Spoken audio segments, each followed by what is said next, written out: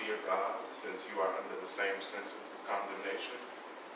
And we indeed have been condemned justly, for we are getting what we deserve for our deeds, but this man has done nothing wrong. Then he said, Jesus, remember me when you come into your kingdom. Jesus replied, truly I tell you, today you will be with me in paradise. Today you will be with me in paradise. Do me a favor, look to your neighbor and say, neighbor, you are in paradise. You are in paradise. That neighbor wants to be funny acting because there's only 13 of us in here, so they want to be real quiet. Turn to somebody who doesn't mind talking to you. Say, neighbor, you are in paradise. In our text this afternoon, sisters and brothers, Jesus appears to be offering more than he can actually deliver. To be completely honest, it seems absurd that Jesus would choose this moment when he's being tortured on a cross, chief, to offer paradise to another person. To offer paradise to a condemned man who is being put to death by the Roman state. Now, I know that's not normal to say. I know it's a wonderful thing that we're celebrating Jesus' words of hope to this dying man. But I have to be honest and say that Jesus might be offering more than he can actually deliver. Is it possible that no paradise can be offered to this man at this moment because his life is a living hell? I mean, isn't it true that there are times in life when life seems to be a living hell, when it doesn't seem possible to offer any hope or any heaven at all? When men and women of color all over the country are bearing the brunt of centuries-old ignorance and racism, where's the heaven in that? When an unarmed 18-year-old is shot down in Ferguson, and the prosecuting attorney who is supposed to bring a case against the officer who kills him instead introduces doubt into the mind of a grand jury so that his killer walks free. Where's the heaven in that? Aren't there times when it seems like all the hopeful talk that we hear in our spiritual communities and in our churches seems like just a lot of talk?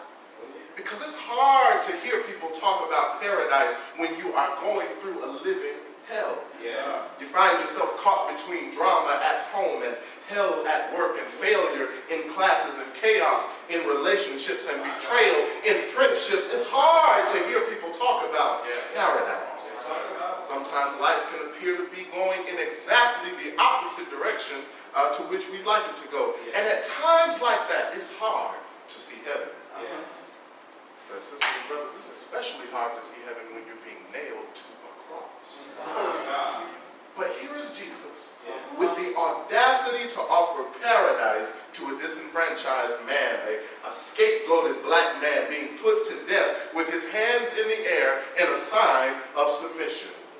How is it possible to cope with a situation that seems like a living hell? One way to try to deal with it is just to try to escape. That's what one of these criminals hanged with Jesus attempts to do. If you read Reza Aslan's book, Zealot, The Life and Times of Jesus of Nazareth, he actually says that crucifixion was a reserved death that was for criminals who were considered a threat to the Roman state. These were people who were the most hated in their society because they fought for a group of people who had no power by virtue of their history and their culture.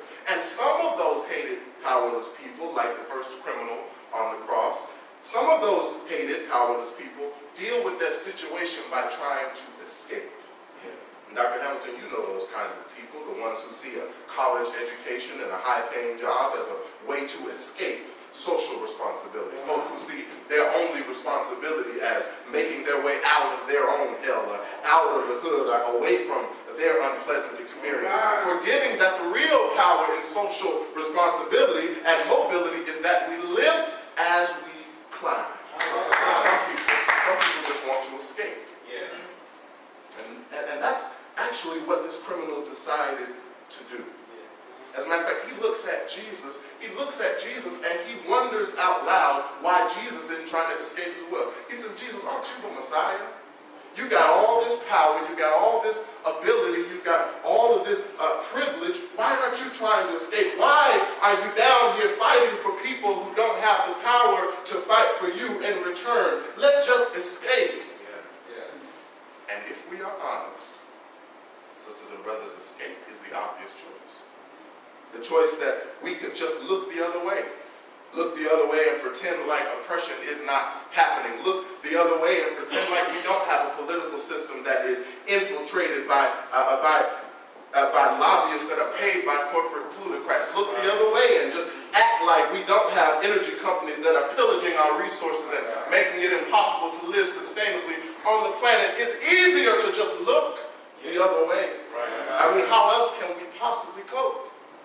But there is another choice.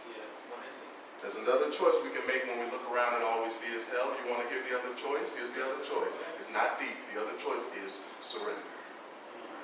And I realize surrender is not the obvious choice. Because for most of us, surrender sounds like giving up. As a matter of fact, I had a problem with surrender because to me, surrender sounded like giving up. As a matter of fact, I had such a problem with it that I didn't like the way protests were turning out in Ferguson. I'm from there. And every time I went down to the county courthouse, I went down to the police office or the police department and saw protests, I had a problem with the way they protested because the sign that came to represent the protest was a sign of surrender. And I hated it until I saw an interview between Oprah Winfrey and Iyanla Vanzant. They were in an interview and they were actually talking about what it means to surrender your life to the will of God.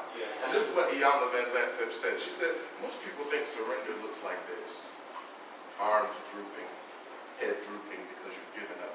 She says when actually surrender looks more like this. Arms extended, head held high, open to God. And here's what I understood from what she said. There was a shift in my understanding because she said that surrender does not mean giving up on life. Surrender means giving in to God. It does not mean saying to God, here, take me, and I don't have to make any action, but rather it says, God, everything that I have belongs to you. That's what it means to surrender. And that also means that the life of a surrendered person is not a passive one, but it is an active one. We must choose to be used by God. We must choose to take responsibility for what we want to improve. We have to choose to be the change we wish to see in the world. So surrender doesn't just mean giving ourselves to God. It means giving ourselves for God. For God's purpose, for God's plan, for God's will for our lives. That's why when the prophet Isaiah surrendered to God in the 6th chapter of Isaiah, he didn't say, here am I, Lord, just take me. He said, here am I, Lord, send me. Here am I, Lord, use me. Amen. You know how you know you've surrendered to God? Because you will finally get to work doing what God has called you to do. That's surrender. So this criminal who joined Jesus understood this. In other words, he came around to seeing things Jesus' way. Not as a chance to escape, but as a chance to serve. And that made all the difference. Believe it or not, brothers and sisters, the way you choose to see things is always going to make all the difference. Jesus and these two criminals were in the same situation, the same position, but only one of them reached for the kingdom of heaven. And in the end, actually, he got one more change in perspective. You notice how he asked Jesus for a place when Jesus comes into his kingdom? But now, you know, Jesus was the Christ, which means that his kingdom was already at hand. And Jesus tells this powerless man, this man who was living in hell, that he could have paradise that very day.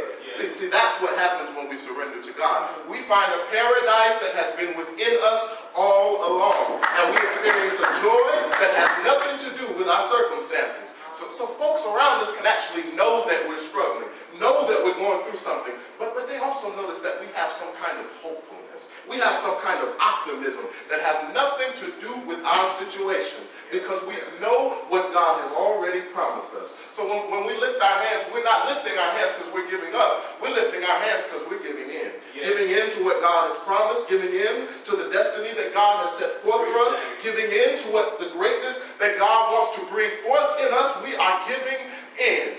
So when folks don't understand it, we can just lift our hands even higher and sing what the songwriter said. This joy that I have, y'all know that. The world didn't give it to me. This peace that I have, the world didn't give it to me. And the best news of all is that since the world didn't give it, the world cannot take it over.